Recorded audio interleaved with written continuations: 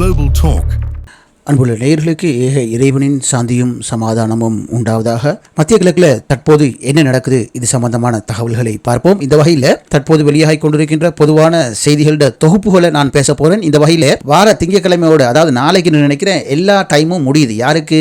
ஈரானுக்கு எல்லா டைமும் முடியுதாம். இதுக்கு பிறகு ஈரானுக்கு கெட்ட காலமா அப்படின்னு சொல்லி டொனால்ட் ட்ரம்ப் அறிவிச்சிருக்கிறாரு. என்ன விஷயம்னு சொன்னா, வரும் திங்கட்கிழமை தொடக்கம் ஈரானுடைய அனைத்து எரிசக்தி நிலையங்கள் மற்றும் உட்கட்டமைப்புகள் அனைத்தையும் அழித்து விடுவோம். ஆகவே இது நடக்கக்கூடாது என்று சொன்னா நீங்க ஹோர்மோஸ் நீரிணையை நீங்க உடனடியாக திறக்கணும் அப்படின்னு சொல்லி டொனால்ட் ட்ரம்ப் பேசின செய்தி ஊடகங்கள்ல வந்து கொண்டே இருக்கிறது. அதற்கு அடுத்தபடியாக என்ன வருவதுன்னு பார்த்தால், உங்களுக்கு தெரியும், செய்திகள்ல அதிகமாக பேசப்பட்டது நேற்று இன்றெல்லாம் அமெரிக்காவுடைய ஃபைட்டர் ஜெட் விமானம் ஈரானுக்குள் விழுந்த பிறகு அதனை தீவிரமாக அமெரிக்கா ஈரானுடைய நிலப்பகுதிக்குள்ள தேடி தெரிந்தார்கள். ஆரம்பத்தில் இந்த அமெரிக்காவுடைய விமானப்படை ஹெலிகாப்டர் மற்றும் உளவு பார்க்கிற விமானங்கள் எல்லாம் ஃபைட்டிங் ஜெட்டை ஓட்டி வந்த அந்த விமானி ஈரானுக்குள் ஏதோ ஒரு பகுதியில் ஒளிந்திருக்கின்றார், அவரை முதற்கட்டமாக தேடி வந்தார்கள். ஆனால் கிடைக்கவில்லை. பிறகு இவர்கள் தேடும் காட்சி ஈரானுடைய ஐஆர்ஜிசிக்கு சென்றது. பின்னர் அந்த பகுதியில் கடுமையான ஐஆர்ஜிசியுடைய நடமாட்டம் அதிகரித்தது. ஆனால் விமானி ஏதோ ஒரு மலைப்பகுதிக்கு ஒளிந்திருக்கும் இடத்தை அமெரிக்க வான்படை இனம் கண்டு மிக ரகசியமான முறையில் ஈரானுடைய ராணுவ புழக்கம் இல்லாத பகுதியிலிருந்து வெற்றிகரமாக எங்களது பயிற்சி பெற்ற விமானப்படை மற்றும் அமெரிக்க ராணுவ பிரிவு அவரை மீட்டெடுத்து விட்டது என்று டொனால்ட் ட்ரம்ப் ஊடகங்களில் பீத்தினார். ஆனால் இது நடந்தது ஈரானின் ஒரு ஓரப்பகுதியில் அதிக ராணுவ புழக்கம் இல்லாத ஒரு மலைப்பாங்கான பகுதி. ஆனால் ஒளிந்திருந்த ஒரு விமானியை மீட்டெடுக்க பல கோடி கோடி டாலர்கள் பெறுமதியான விமானங்கள், ஹெலிகாப்டர்களை ஈரானின் நிலப்பரப்புக்குள் தாரை வார்த்து தான் அந்த ஒரு விமானியை அமெரிக்க படை காப்பாற்றி சென்றிருக்க வேண்டும் என்று சர்வதேச செய்திகள் குறிப்பிடுகின்றது. ஆனால் தற்போது நேற்று தொடக்கம் இன்று நான் பேசும் வரையும் அமெரிக்கா ஹெலிகாப்டர்களும் விமானங்களையும் ஈரானுடைய பொறிக்குள் இழந்து வரும் காட்சிகள் வெளியாகி கொண்டு தான் இருக்கின்றது. இப்போது சற்று முன்னர் கூட அமெரிக்காவுடைய பிளாக் ஹெக் என்கிற ஹெலிகாப்டர் மீது ஈரானுடைய வெப்பத்தை உணரும் ஏவுகணை மிக துல்லிய தாக்குதல் செய்து அந்த ஹெலிகாப்டர் கீழே விழுவதை தான் நீங்கள் இப்போது பார்த்துக் கொண்டிருக்கின்றீர்கள். இது நான் ஒளிப்பதிவு செய்வதற்கு முன் சற்று முன்னர் நடந்த சம்பவம். பின்னர் இந்த ஹெலிகாப்டருக்குள்ள இருந்து பைலட் 2 பேரும் குதிக்கும் காட்சியும் நீங்கள் நன்கு பார்த்தால் அந்த காணொலியில் புரியும். இதனை ஒரு செய்திக்காக ஃபயர் யூஸ் என்ற அடிப்படையில் இதனை நாங்கள் காண்பிக்கின்றோம். அடுத்தது, யெமன் ஹூதிகள் இன்று ட்ரோன்கள் மற்றும் கிளாஸ்டர் வகை ராக்கெட்டுகளை கொண்டு, அதாவது கிளாஸ்டர் வகை என்று சொன்னா ஒரு ஏவுகணை போகும், அதிலிருந்து வானத்திலேயே பல துண்டுகளாக பிரிந்து மலை துளி போல் பல்வேறு இடங்களை தாக்கக்கூடியது. இதனைத்தான் கிளாஸ்டர் வகை கொத்து குண்டு ஏவுகணை என்று தமிழ்ல சொல்லுவாங்க. இந்த வகையான தாக்குதலை இன்று இஸ்ரேலிய மக்கள் அதிகம் பயன்படுத்தப்படும் மிகப்பெரிய இஸ்ரேலுடைய விமான நிலையமான பென் கொரியன் விமான நிலையத்தின் மீது ஹூதிகள் தாக்குதல் நடத்திவிட்டு நாங்களே இந்த தாக்குதலை வெற்றிகரமாக நடத்தினோம் என்று அறிவித்துள்ளார்கள். இதனை எஹியா சாரி அவர்கள் ஊடகத்தில் பேசும்போது தாங்களே இதற்கு பொறுப்பு என்று பகிரங்கமாக குறிப்பிட்ட செய்தியும் பார்க்க கிடைக்கின்றது. இன்னொரு செய்தியாக, இஸ்ரேல்ல காணப்படக்கூடிய ட்ரோன் தொழிற்சாலை முற்றுமுழுதாக இன்று ஈரானால் அளிக்கப்பட்டுவிட்டது. இதனை மீண்டும் பயன்படுத்தவே முடியாது என்று இஸ்ரேலில் அதிக மக்கள் பார்க்கக்கூடிய பத்திரிகையான எலியோத் அஹரோனோத் தெளிவான செய்தியை வெளியிட்டுள்ளதை காணக்கூடியதாக உள்ளது. இவை அல்லாமல் தொடர்ச்சியாக தற்போது இஸ்ரேல் மீது தாக்குதல் ஆங்காங்கே நடந்து கொண்டே இருக்கின்றது. இஸ்ரேல் மக்களுடைய அன்றாட வாழ்க்கை முழுவதும் சீரழிந்து விட்டதாக இஸ்ரேலிய ஊடகம் தெரிவிக்கின்றது. அதாவது பாடசாலைகள் தொடக்கம் நிர்வாக கட்டமைப்பு, காரியாலயங்கள், சந்தைகள், போக்குவரத்துகள் எதுவுமே தற்போது இஸ்ரேலுக்குள் முறையாக நடத்தப்படாமல் இஸ்ரேல் மக்களுடைய வாழ்க்கை ஒரு மந்தகரமான நிலைக்கு மாறி வருகிறதாக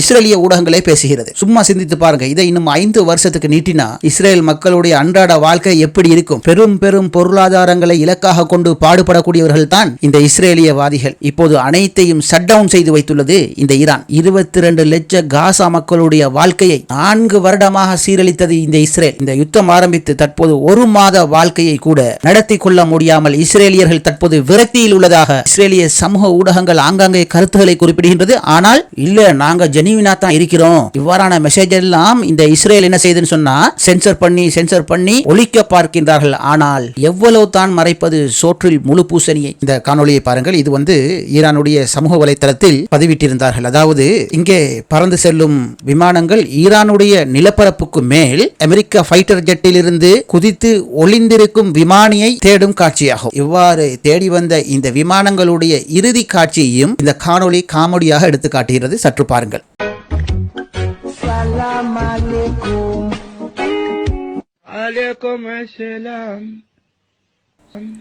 இதுதான் அமெரிக்கா ஈரானின் மண்ணில் கால் வைத்தால் அவர்களுக்குள்ள இறுதி நிலை. இந்த வகையில் சகோதரர்களே, நேற்றைய முன்தினம் ஈரானால் சுட்டு வீழ்த்தப்பட்ட விமானத்துடைய விமானி ஈரான் நிலப்பரப்புக்குள் இருந்தார். அவர் தொடர்ச்சியாக எங்களோடு தொடர்பு பட்டிருந்தார். இறுதி வரையும் தொடர்பில் தான் இருந்தார். அதனால் அவரை நாங்கள் மீட்டெடுத்து வந்துவிட்டோம் என்று அமெரிக்கா தரப்பில் கூறப்பட்டாலும், நான் பேசிக் கொண்டிருக்கிற நேரம் 5ஆம் தேதி 4ஆம் மாதம் இரவு 10:05 இதுவரையும் வரும் செய்தியில் ஈரான் குறிப்பிடுகிறது, இந்த விமானியை தேட வந்த அனைத்து விமானங்களையும் நாங்கள் சுட்டு வீழ்த்தி விட்டோம். அதன் காட்சியை தான் நாம் சற்று முன் அந்த வலைக்கும் முஸ்லாம் என்ற பேசக்கூடிய அந்த ஒளியில் பின்னணியில் வரும் காட்சியை பார்த்தோம். ஆனால் அமெரிக்கா சொல்கிறது, இல்லை, நாங்கள் அவரை காப்பாற்றிவிட்டு ஈரான் 2 எங்களது விமானத்தை தாக்கிய போது அந்த விமானம் முழுதும் அவர்களுடைய கையில் மாட்டிக்கொள்ளாமல் இருக்க ஃப்ரெண்ட்ஷிப் தாக்குதல், அதாவது எங்களுடைய விமானத்தை நாங்களே தாக்கி அழித்துவிட்டு நாங்கள் எங்களுடைய மிஷனை முடித்துவிட்டு சென்று விட்டோம் என்று இதுவரையும் அமெரிக்கா, அதாவது டொனால்ட் ட்ரம்ப் சொல்லி வருவது குறிப்பிடத்தக்கது. அடுத்த செய்தி ஒன்று வருகிறது. இஸ்பஹான் மீதான இஸ்ரேலிய அமெரிக்க தாக்குதலில் ஈரானின் வான் பாதுகாப்பு அகாடமியின் தளபதி பிரிகேடியர் மசூத் ஜாரோ அவர்கள்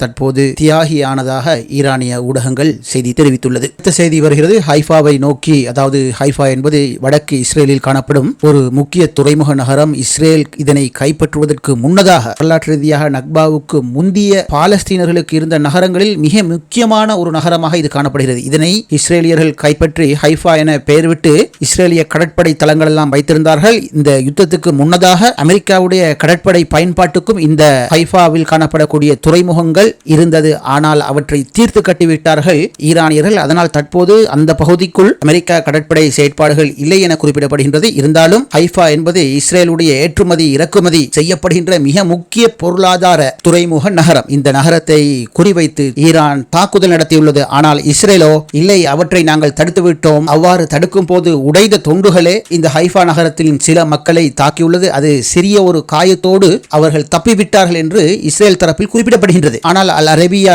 தொலைக்காட்சி சொல்கின்றது, வரும் காணொளிகளை பார்க்கும் போது மற்றும் அங்கு ஏற்பட்ட மிகப்பெரிய வெடிப்பு சத்தம், ஈரானுடைய தாக்குதல் துல்லியமாக இந்த துறைமுக ஹைஃபா நகரத்தில் இடம்பெற்றுள்ளது என்று அல் அரேபியா தற்போது செய்தியை ஒளிபரப்பிக் கொண்டிருக்கின்றது. இந்த வகையிலே ஹைஃபா நகரத்தில் காணப்பட்ட பெரும்பான்மையான அயன் டோம்கள் செயல் இழந்த நிலையில் காணப்படுவதால் ஈரானுடைய தாக்குதல் இந்த நகரத்தை தொடர்ந்து ஆக்கிரமித்து வருகின்றது எனவும், ஹைஃபாவில் உள்ள பெட்ரோ கெமிக்கல் ஆலை ஒன்றும் துறைமுகத்தின் பல்வேறு பகுதிகளை நோக்கியும் ஈரான் அவ்வப்போது திடீரென தாக்குதலை மேற்கொண்டு வருவதாக அல் அரேபியா செய்தித்தளம் குறிப்பிடுகிறது. இந்த செய்தியில் சுருக்கமாக சொல்லப்படுவது என்னவென்றால், இந்த ஹைஃபா நகரத்தின் வான் பாதுகாப்பு முறைகள் முழுமையாக தோல்வி அடைந்து விட்டது. அதனால் ஈரானுடைய தாக்குதலில் இருந்து இந்த நகரத்தை காப்பாற்ற முடியாத ஒரு நிலைக்கு மாறிவிட்டது. இந்த தொலைக்காட்சி செய்தி சுருக்கத்தை வெளியிட்டுள்ளது. அடுத்தது, டொனால்ட் ட்ரம்ப் ஒரு கருத்து தெரிவித்துள்ளார். அதாவது, நாங்கள் கடந்த ஜனவரி மாதத்தில் ஈரானில் நடந்த எதிர்ப்பு போராட்டங்களின் போது அங்குள்ள ஆர்ப்பாட்டக்காரர்களுக்கு ஆயுதங்களை அனுப்பியதாக தெரிவித்துள்ளார். இந்த வகையிலே இந்த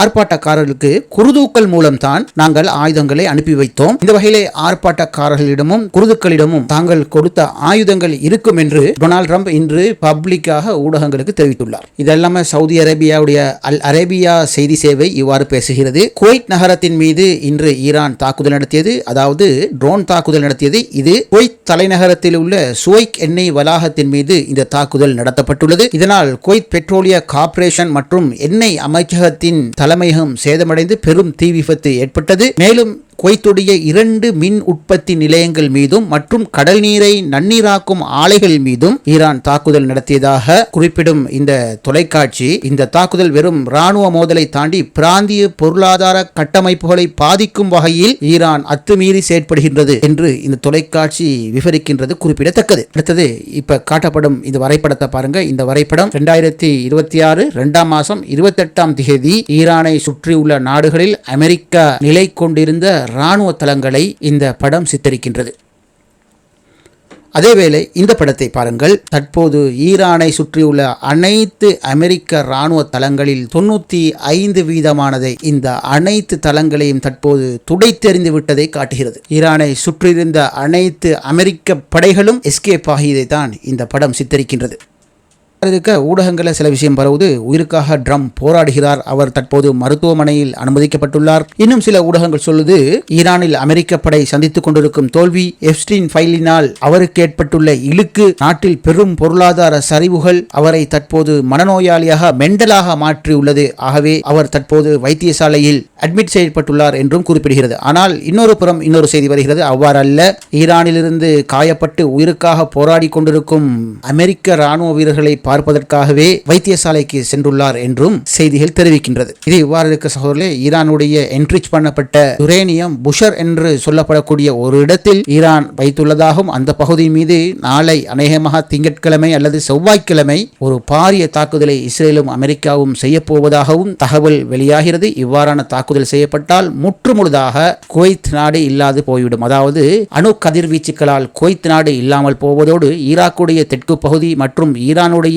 மேற்கு பகுதி மற்றும் கத்தார், UAE, பஹ்ரைன், முற்றுமுழுதாக அடுத்தது சவுதி அரேபியாவுடைய கிழக்கு பகுதி அனைத்துமே இந்த கதிர்வீச்சுகளால் முழு மக்களும் பாதிக்கப்படுவார்கள். ஒரு சில மாதங்களுக்குள் அந்த பிரதேசத்தில் கொடிய புற்றுநோய் பரவும். இதற்கு பிறகு அந்த பாரசீக வளைகுடாவை சுற்றியுள்ள பகுதிகளில் எவருமே வாழ முடியாத, எந்த கப்பலும் அந்த ஹோர்மோஸ் நீரிணை ஊடாக போக முடியாத போயும் வேளையில் அந்த பகுதியெல்லாம் கதிர்வீச்சுக்கள் நிறைந்து காணப்படும் ஒரு வலயமாக மாறி உலகின் பாலடைந்த ஒரு பிரதேசமாக போய்விடும் என்று ஊடகங்கள் தெரிவிக்கின்றது. இந்த முடிவை அமெரிக்கா எடுப்பதற்கு காரணம், தாங்கள் வளைகுடா போரிலிருந்து வெளியேற வேண்டும், வெளியேறும் போது இப்போது உலகம் பேசுகிறது போல தோல்வியடைந்து திரும்புகிறோம் என்று செல்லாமல் ஈரானுக்கு செய்ய வேண்டியதை செய்துவிட்டு போகிறோம் என்று காட்டுவதற்கே இந்த தாக்குதல்களை இஸ்ரேலும் அமெரிக்காவும் திட்டமிட்டிருக்கலாம். அதேவேளை தங்களுடைய UAE, பஹ்ரைன், குவைத் போன்ற நட்பு நாடுகள் எல்லாம் பாதிக்கும் என்று சொல்லி விட்டு விலகி செல்லக்கூடிய வாய்ப்புகள் உண்டு என்றும் ஊடகங்கள் பேசுகிறது. ஆனால் இஸ்ரேல் விடாப்புடியாக இருப்பதாகவே இது பற்றிய செய்திகள் மேலும் விவரிக்கிறது. காரணம், இஸ்ரேல் இதுவரையும் ஈரானால் வாங்கி கட்டிய அடியினால்